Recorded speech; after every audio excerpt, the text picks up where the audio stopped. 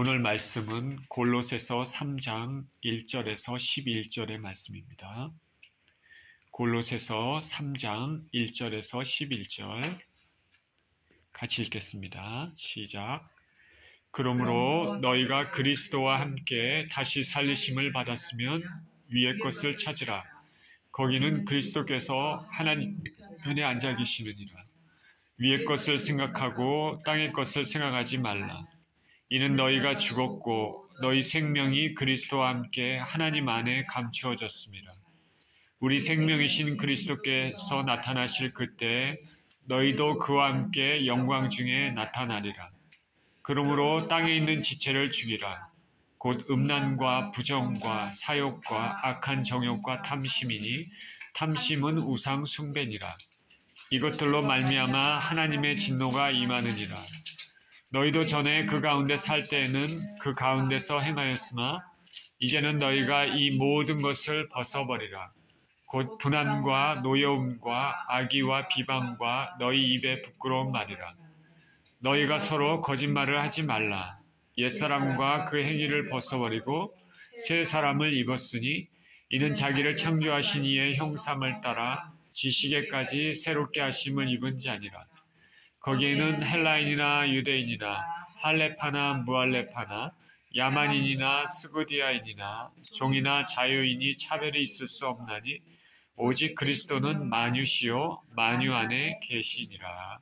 아멘. 거듭남의 삶이란 제목으로 말씀을 나누겠습니다. 기도합니다. 생명의 주님, 감사와 찬양을 드립니다. 또 귀한 주의 말씀을 대하는 시간인데 말씀을 통하여서 아버지 하나님 우리가 주의 음성을 듣게 하여 주시고 말씀을 통하여서 하나님의 뜻을 알고 아버지 하나님 우리 삶이 변화될 수 있는 귀한 시간 되게 하여 주옵소서. 감사드리며 우리 주 예수 그리스도 이름으로 기도합니다. 아멘.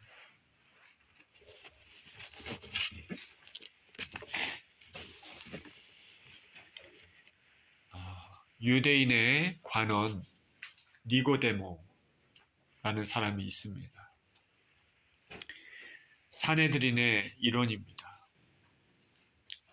예수님 당시에 유대인들의 지도자 단체죠. 모든 일들을 그 산헤드린에서 결정할 수 있는 최고 회의 기관입니다. 오랜 기간 유대인의 어른으로 사람들을 말씀으로 깨우치며 민족을 지도했습니다. 그런데 그 니고데모는 나사렛 출신의 젊은 청년 예수님에 대한 소문을 듣습니다. 그는 하늘나라의 말씀을 전하며 귀신을 쫓아내고 병을 고치는 선한 일들을 했습니다. 많은 사람들이 예수님을 쫓았습니다. 그리고 예수님을 과연 그는 오실 것이라고 기대했던 그 메시아가 아닌가 그렇게 생각했습니다. 하늘나라를 소망하던 그 니고데모도 과연 그 소문이 사실인지 예수님이 하시는 일들을 보았습니다. 그랬더니 과연 그 소문대로 예수님 말씀은 하늘나라의 복음이고 말씀의 진실성을 확증하는 이적, 표적 등도 나타남을 보았습니다. 그의 마음은 이미 그 예수님을 만나고자 하는 그 불이 그 심령 가운데 이미 타올랐습니다.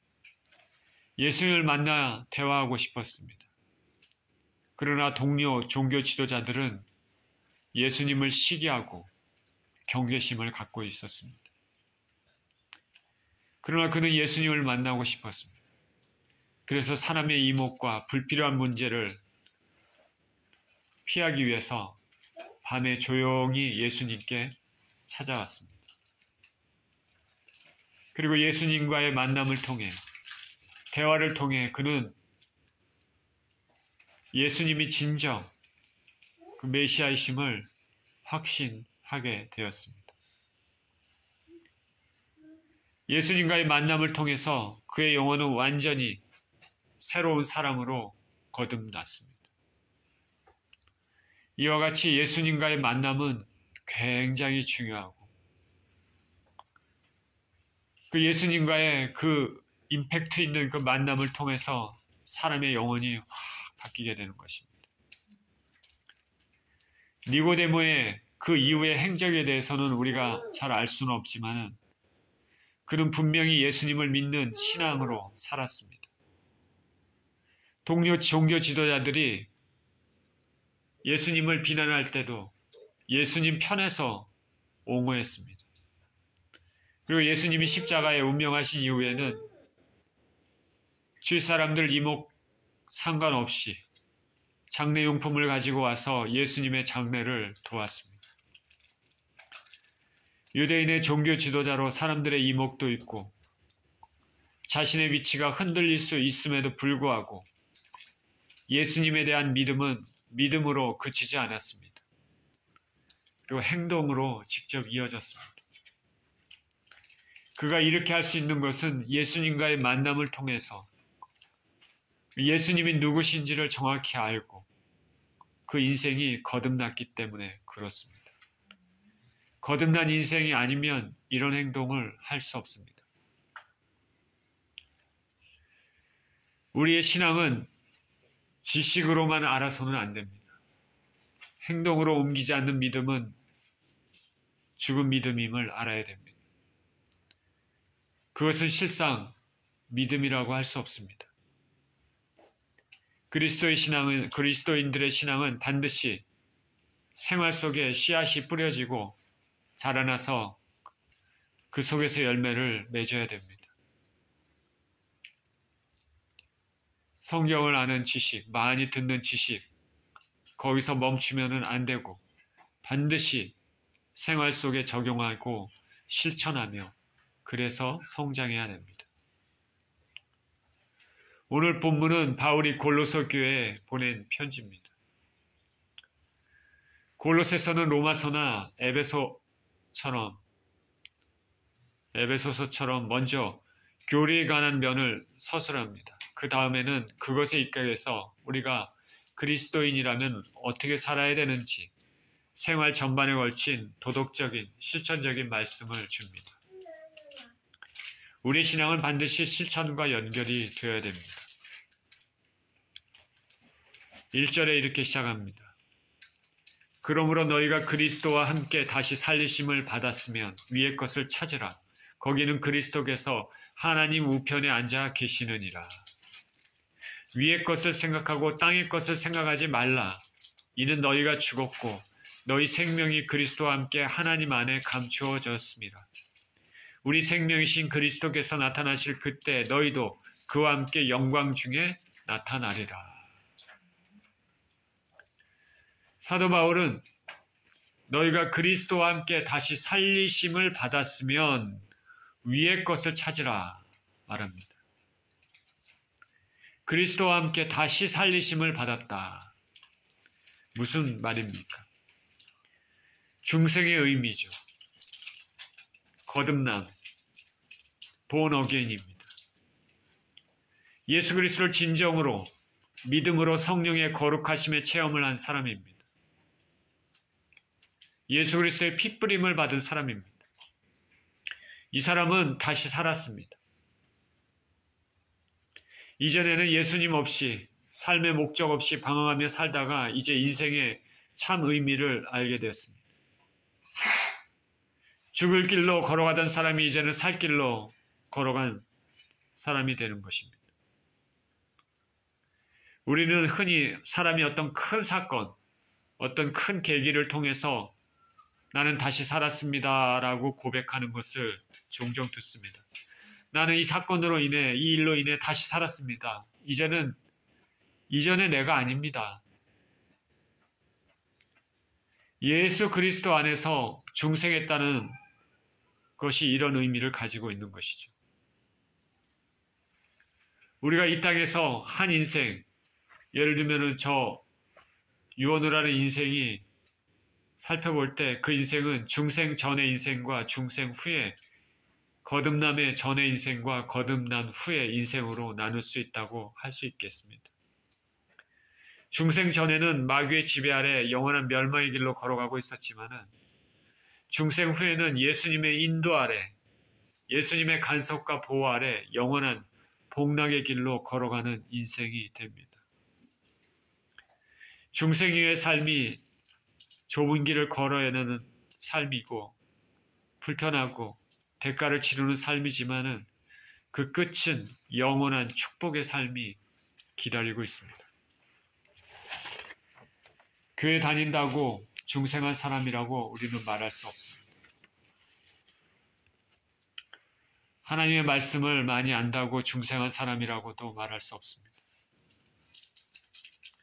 구약에 정통한 니고데모도 예수님을 만나기 전에는 중생하지 못한 옛사람에 불과했습니다. 그러니까 중생은 구원의 길로 들어서기 위해 매우 중요합니다. 예수님은 자신에게 찾아온 니고데모에게 얘기합니다. 물과 성령으로 거듭나지 아니하면 중생하지 않으면 하나님 나라에 들어갈 수 없다 말씀하셨습니다. 이 말은 니고데모는 아직 중생하지 못한 것이고 하늘나라의 일원이 아니라는 것이죠. 그러나 중생을 한 사람은, 거듭난 사람은 사람이 완전히 바뀌는 것입니다. 이런 중생한 사람은 당연히 위의 것을 찾고 살아야 합니다. 왜냐하면 영원한 본향이 이 땅이 아니라 위에 있기 때문에 그렇습니다. 사라질 이 땅에 집착하는 것이 아니라 내 자신이 영원히 거하게 될 그곳, 미래를 생각하고 살아갑니다. 우리 주 예수 그리스도께서는 너희는 먼저 그의 나라와 그의 의를 구하라 말씀하신 것과 비슷합니다. 우리가 땅의 것은 현재 두 발을 땅에 디디고 살고 있기 때문에 필요합니다. 그러나 그것에 집착해서 살아서는 안 됩니다. 중생이 이와 같이 중요한데 오늘날 많은 예수님 믿는다 고백하는 사람들, 교회에 출석한 사람들이 중생의 체험이 없습니다.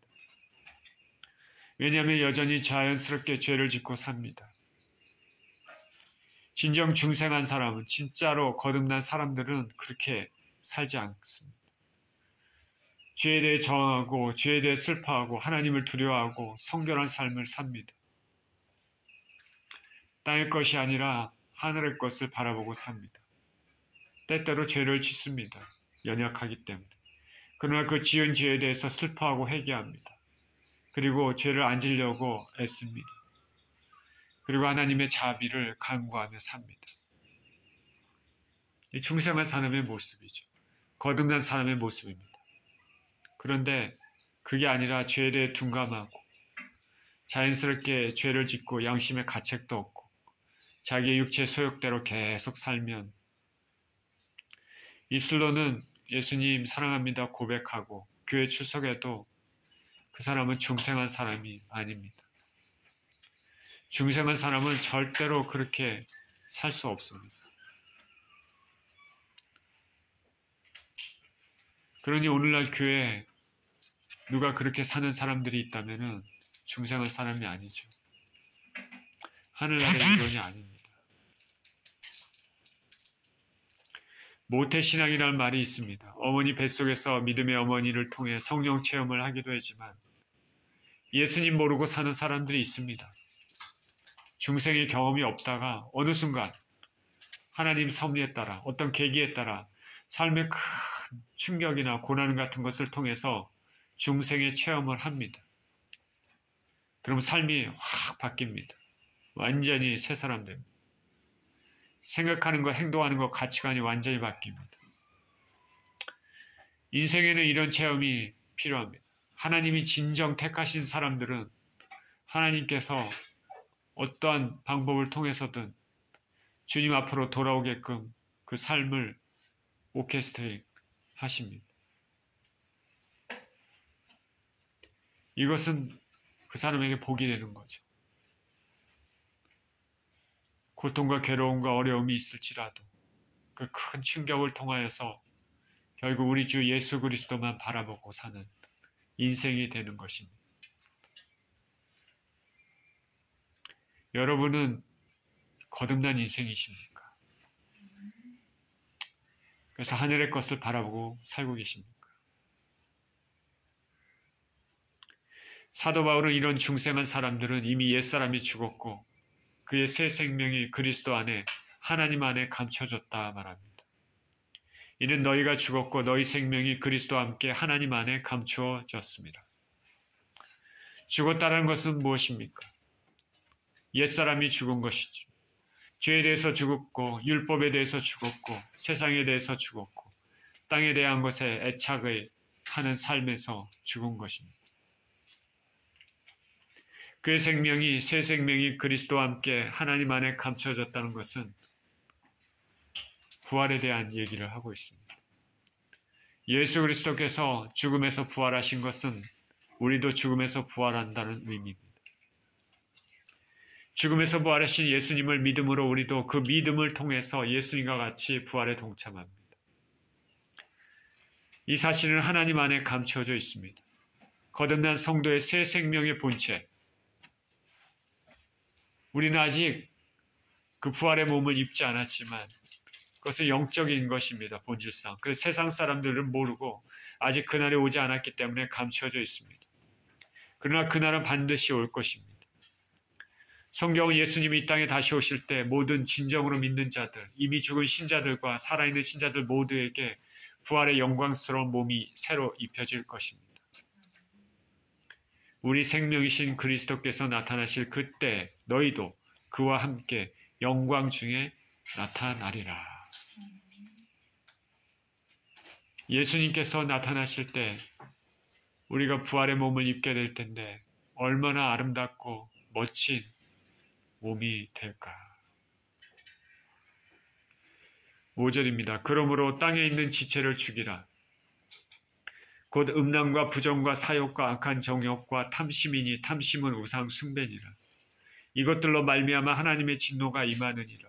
너희도 전에 그 가운데 살 때는 그 가운데서 행하였으나 이제는 너희가 이 모든 것을 벗어버리라. 곧 분한과 노여움과 악의와 비방과 너희 입에 부끄러운 말이라. 우리가 본 어게인을 했으면 중생이고 거듭났으면 예수님과 다시 살리심을 받았으면 땅에 있는 지체를 죽여야 된다. 땅에 있는 지체를 죽이라는 말은 땅에 있는 지체를 제어하고 극복하라. 죽은 것처럼 정지시켜라. 땅에 있는 지체는 중생전에 땅의 것을 바라보고 살았던 모든 것에서 떠나라는 말입니다. 중생전의 삶은 땅의 것을 찾는 그런 삶은 음란과 부정과 사욕과 악한 정욕과 탐심입니다. 그리고 탐심은 우상숭배라 말했습니다.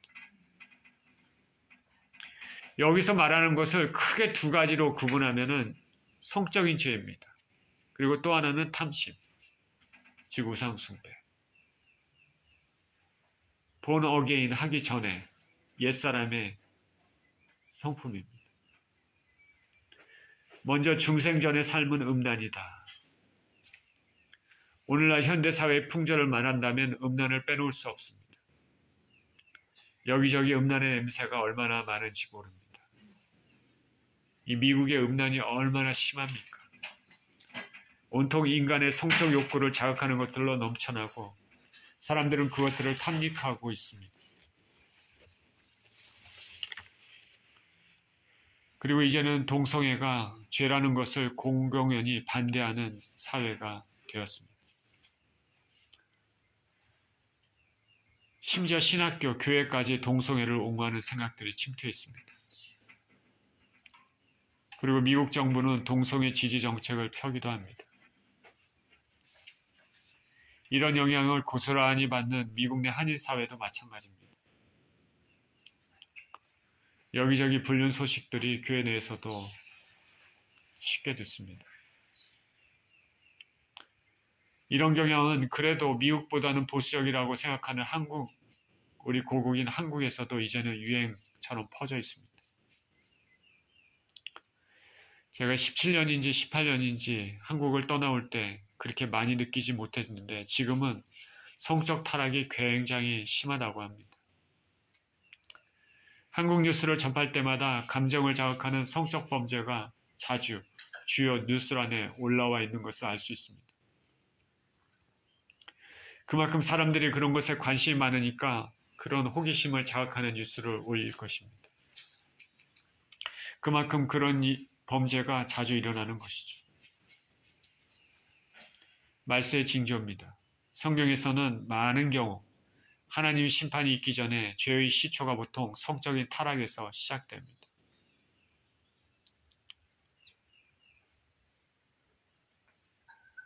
가나안을 향해 들어가는 이스라엘 공동체를 무너뜨리고 했던 것도 발람의 술수에 의한 모압 여인들의 성적 유혹에서 시작됐습니다.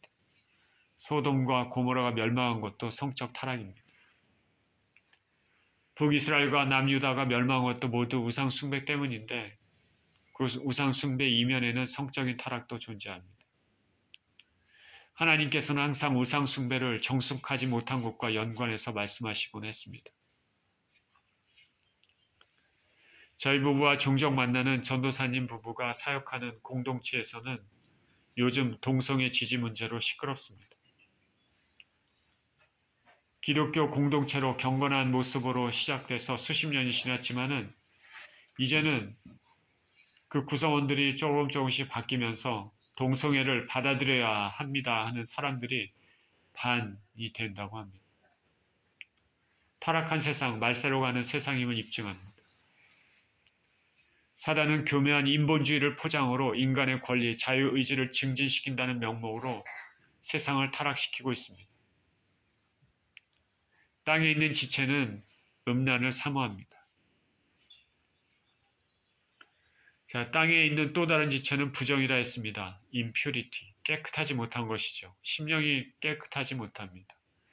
심령이 더러운 것으로 가득 차 있습니다. 심령이 더러우면 그 입술에서 나오는 것도 더러운 말입니다. 이것은 성적으로 순결하지 않는 것과 연관이 있습니다.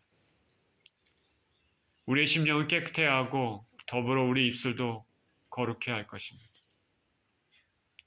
저와 여러분이 말하는 말, 그것은 성령의 은혜 가운데 언제나 소금으로 고르게 함같이 삶을 아름답게 만드는 말을 해야 할 것입니다.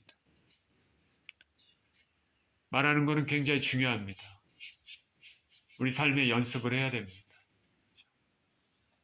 항상 좋은 말, 격려의 말, 사랑의 말, 살리는 말, 하나님께 영광 돌리는 말을 해야 됩니다. 허망한 말이나 쓸데없는 말이나 비난의 말이나 거짓의 말들, 깨끗하지 못한 말들, 음란의 말들은 입술에서 제하여야 되겠습니다. 또 땅에 있는 지체는 사욕과 악한 정욕이라 했습니다. 사욕과 악한 정욕. NIV 영어 성경에서는 lust, evil desire라고 번역했는데 이 lust라는 것은 정당하지 않는 성적인 욕망입니다. 이웃의 아내를 음란의 눈으로 바라보는 그런 것 같은 것이죠. evil desire는 악한 욕구죠. 마땅히 하지 말아야 될 것, 하고 싶은 욕구를 가지고 실행하는 것이죠. 도박해서 돈을 벌겠다. 남을 사기쳐서 돈을 벌겠다. 도적질하겠다.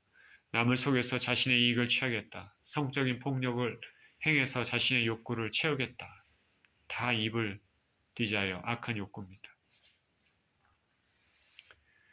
그리고 옛사람의 특징 또 하나가 뭐라고 얘기했습니까? 탐심이라고 얘기했죠. greed, 탐심. 정당하지 못하게 필요 이상으로 탐하는 것입니다.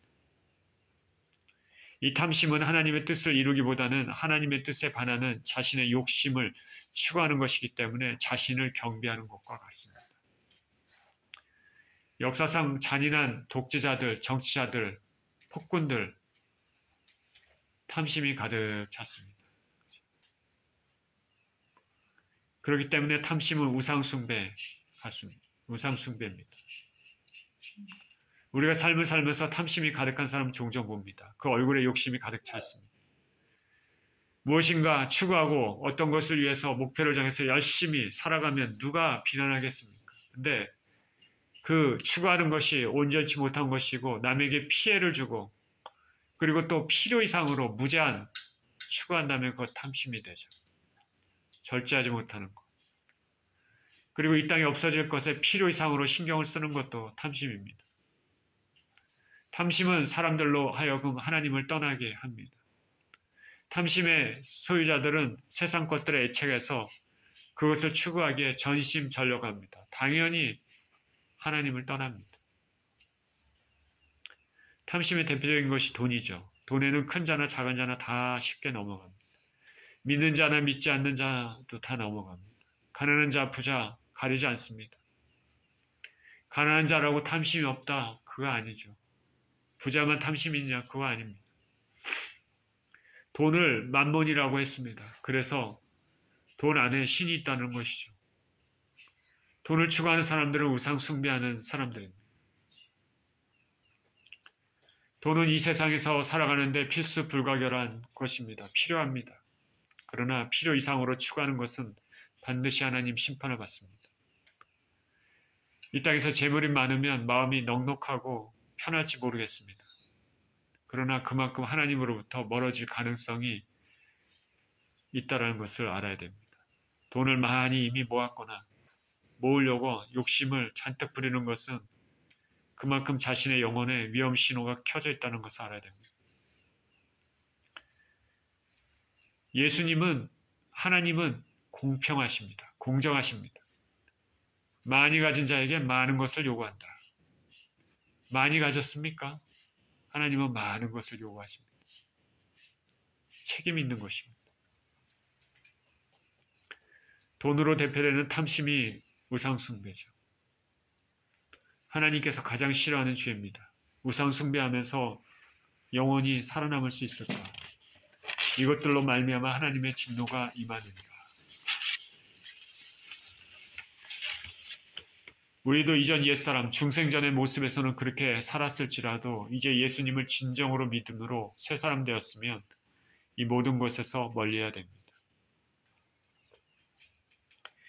이전의 삶의 또 다른 것은 분함과 노여움과 악의와 비방과 입에 부끄러운 말입니다. 화나는 것, 분과 노를 참지 못하고 씩씩거리는 모습은 중생한 사람의 모습은 아닙니다. 화가 나더라도 함부로 말하지 않는 습관을 가져야 합니다. 남을 비방하고 부끄러운 말들을 입에 담는 것도 중생의 사람의 모습이 아닙니다. 화를 잘 내는 사람은 교만한 사람입니다. 상대방보다 자신이 더 낫다는 것을 드러내는 것입니다. 사람이 살면서 정당한 화를 낼 때가 있지만은 그러나 어떤 일이든지 쉽게 자꾸 화를 낸다면 자기 자신을 돌아봐야 됩니다. 그리고 예수님 진정으로 믿는 사람은 언어 습관이 거룩해야 되죠. 말 하나하나가 권세가 있습니다. 단어 하나하나도 조심스럽게 사용해야 됩니다. 자, 우리가 하는 말이 삶을 좌우한다는 것을 알아야 됩니다. 자, 여러분이나 저나 좋은 말을 많이 하시기를 축원드립니다. 격려의 말을 많이 하시기를 축원드립니다. 하나님께 영광을 드리는 말을 많이 하시기를 축원드립니다. 말에는 권세가 있고 생명이 있습니다. 부끄러운 입술, 욕하고 비난하고 거짓말하는 입술, 수근수근하는 입술, 남을 죽이는 칼 같은 입술을 가져서는 안 되겠습니다. 어제 어떤 분의 설교 말씀을 듣는데 그런 얘기를 합니다. 교회 와서 한참 회개를 하고 회개 기도를 드립니다. 하나님 이거 잘못했습니다. 저거 잘못했습니다. 수근수근하는 걸 잘못했습니다. 비방하는 걸 잘못했습니다. 비난하는 걸 잘못했습니다. 자, 그러고 나서 은혜를 받고 교회 문을 딱 나오면 마귀는 그 죄를 회개한 것을 다시 무력화시키려고 술수를 쓰는데 그 사람과 가장 가까운 사람을 통하여서 또 얘기합니다. 순이 엄마, 누가 그러는데 어떻게 한다. 그럴 수가 있냐. 그러면 정말 그런가? 막 이렇게 얘기하다 보면 지금까지 회개했던 것이 다 물거품으로 날아갑니다. 우리 입술을 항상 주의해야 되겠습니다. 하나님께 찬양하며 주님께 영광을 돌리는 입술이 되시기를 축원드립니다. 9절입니다. 너희가 서로 거짓말을 하지 말라. 옛사람과 그 행위를 벗어버리고 새 사람을 입었으니 이는 자기를 창조하신 이의 형상을 따라 지식에까지 새롭게 하심을 입은 자니라. 거기에는 헬라인이나 유대인이나 할레파나 무할레파나 야만인이나 수구디아인이나 종이나 자유인이 차별이 있을 수 없나니 오직 그리스도는 만유시요 만유 안에 계시니라. 서로 거짓말을 하지 말라고 말씀합니다. 이것 역시 입술의 죄죠. 중생한 자 옛사람을 버리고 새사람을 입은 자들은 거짓을 지어야 됩니다. 우리는 손해를 보지 않기 위해서 어떤 일에 대해서 갑자기 즉흥적으로 혹은 의도적으로 거짓말을 할 때가 있습니다. 그럴 때마다 우리는 회개하는 습관을 가져야 됩니다. 거짓을 자주 말하는 사람은 스스로 가치를 천하게 만드는 것이죠. 사람에게 신뢰도 받지 못합니다. 사람은 연약하기 때문에 어쩔 수 없이 거짓말을 합니다. 자, 거짓말 안 하는 사람이 있습니까? 실수가 아닌 불순한 마음으로 의도적으로 자주 하는 거짓말은 그런데 심각하게 생각해야 되죠.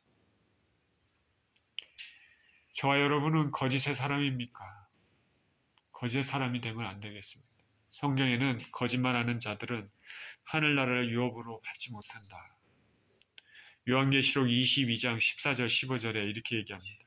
자기 두루 마귀를 빠는 자들은 복이 있으니 이는 그들이 생명나무에 나아가며 문들을 통하여 성에 들어갈 권세를 받으려 함이로라. 자기 두루마기를 빤다. 뭡니까? 자기의 영혼의 옷을 깨끗하게 하는 것이죠. 죄를 다 씻어내는 것입니다. 회개를 통해서, 예수 그리스도의 보혈을 통해서 개들과 점술가들과 음행하는 자들과 살인자들과 우상 숭배자들과 및 거짓말을 좋아하며 지어내는 자는 다 성 밖에 있으리라. 현대 사회를 또 얘기한다면 거짓말하는 사회죠. 예수님은 진리와 사랑이시며 사단은 거짓의 아비입니다. 우리는 예수님께 속해 있습니다. 이런 새 사람을 입은 사람은 창조하신 이의 형상에 따라 지식에까지 새롭게 하심을 입었습니다. 창조하신 이는 하나님이십니다. 새 사람을 입은 사람들은 하나님의 형상에 따라 지식, 즉 성령의 조명에 따른 복음의 진리를 깊이 이해하는 지식으로 새롭게 됨을 말합니다. 실로 복음의 진리를 깊이 아는 새 사람은 중생한 사람이고 옛사람의 거짓과 죄에 물든 삶에서 떠난 삶을 살아야 됩니다. 그리고 날마다 점점 새로워집니다.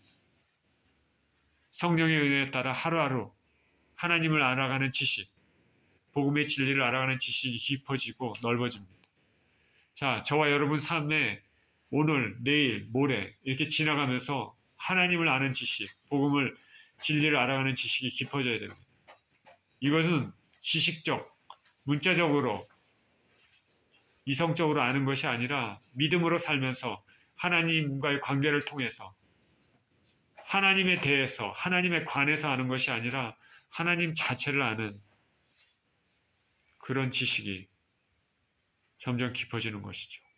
하나님과의 지속적인 관계를 통해서 오는 지식입니다. 거룩한 새 사람의 모습을 입게 되는 것은 진행형이죠. 헬라어, 여기 새롭게 된다는 단어의 헬라어는 진행형을 띠고 있습니다. 이 땅을 떠날 때까지 중생의 사람은 계속해서 하나님을 알아가고 성화되어 가는 과정을 겪게 될 것입니다. 이런 새 사람을 입은 은혜를 받은 사람들은 인종과 나이, 학식, 빈부, 신분과 상관이 없습니다. 누구나 그리스도 예수를 믿음으로 받아들이고 성령의 체험을 한 새 사람을 입은 것은 누구에게나 열려있는 하나님의 은혜의 선물인 것입니다. 예수님은 만유 안에 가시고 만유 가운데 역사하시고 있기 때문에 그렇습니다.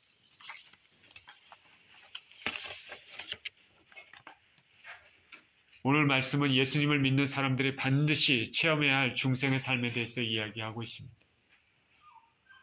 저와 여러분들은 중생의 체험이 반드시 있어야 합니다. 중생의 체험을 한 사람은 옛 자아가 죽고 예수님 안에 새 자아를 받아 거룩한 삶을 살게 됩니다. 저와 여러분들이 거듭난 인생입니까? 이 땅의 것에 집착하는 삶이 아니라 위의 것, 하늘의 것을 생각하며 사는 삶을 사시는 저와 여러분 모두 되시기를 예수 그리스도 이름으로 축원드립니다. 기도합니다. 하나님 아버지, 감사합니다. 우리가 진정으로 예수님을 만나고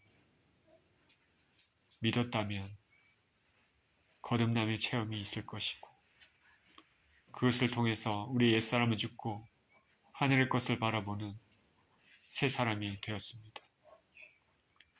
하나님 아버지, 우리가 예수님의 은혜를 진정으로 알고 거듭남의 체험을 통하여서 그런 은혜를 받았다면 새 사람답게 이 땅의 것이 아니라 하늘의 것을 바라보며 거룩한 인생을 살 수 있도록 축복하여 주옵소서. 감사드리며 우리 주 예수 그리스도 이름으로 기도합니다. 아멘.